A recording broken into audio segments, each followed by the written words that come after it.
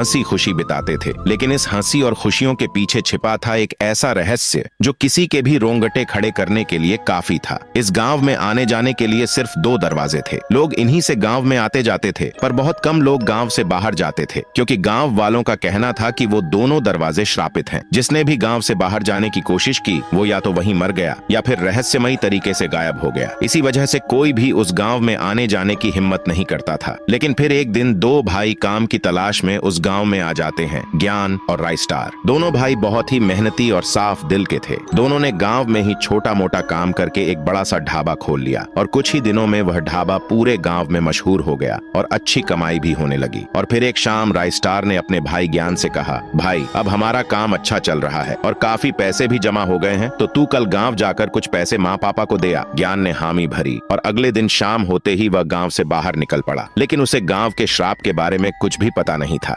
जैसे ही उसने दरवाजा पार किया, अचानक हवाएं ठंडी हो गईं और एक अजीब सा संगीत उसके कानों में बजने लगा। वह थोड़ा आगे बढ़ा ही था कि अचानक सामने धुएं का घना गुब्बार उठ खड़ा हुआ। ज्ञान ने तुरंत ब्रेक मारी और सोचने लगा, ये धुआं अचानक कहां से आ गया। वह अभी सोच ही रहा था कि उसे धुएं में से अजीब अजीब सी चीखें सुनाई देने लगी। लेकिन ज्ञान डरता नहीं, वह अपनी बाइक उस धुएं के बीच में घुसा देता है। धुएं से बाहर निकलते ही अचानक उसके सामने एक सफेद पेड़ दिखाई देता है। वह ब्रेक लगाने की कोशिश करता है, लेकिन बाइक फिसल जाती है और पेड़ से जा टकराती है। एक जोरदार धमाका होता है और उसी धमाके में ज्ञान की मौत हो जाती है। अगले दिन जैसे ही राइस्टार अपनी दुकान खोलने के लिए घर से बाहर आता है, वह देखता है कि पूरे गांव में अजीब सी अफरा-तफरी मची हुई है। वह तुरंत एक आदमी को रोकता है और पूछता है, भाई ये क्या हो रहा है और गांव में ये अजीब सी हलचल कैसी है। वह आदमी कांपती आवाज में बोलता है, क्या बताऊं राय भाई, लगता है फिर कल किसी ने गांव के बाहर जाने की कोशिश की है। उसी की लाश गांव के बाहर पड़ी है और उसी की वजह से ये हलचल पूरे गांव में मची हुई है। ये सब सुनकर राइस्टार के पैरों तले जमीन खिसक जाती है। वह सोचने लगता है, कल मेरा भाई गांव के बाहर गया था, कहीं ये वही तो नहीं। वह तुरंत गांव के बाहर की ओर दौड़ पड़ता है और जैसे ही वहां पहुंचकर देखता है तो भीड़ पहले से ही जमा होती है। वह पास जाकर देखता है, वहां किसी और की नहीं बल्कि उसके भाई ज्ञान की लाश होती है। राइस्टार वहीं घुटनों के बल गिर पड़ता है